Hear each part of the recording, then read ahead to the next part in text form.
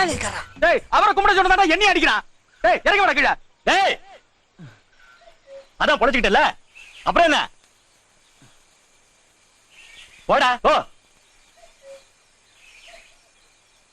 நீங்க போங்க.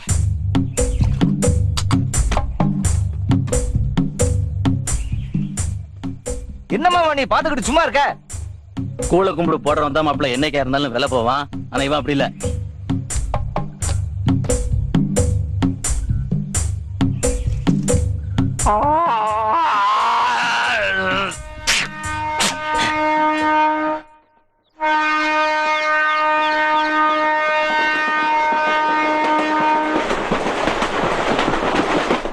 என்னடா அவன் காம நேரமா மேக்கப் போட்டுட்டு இருக்கேன்? ஓகேவா?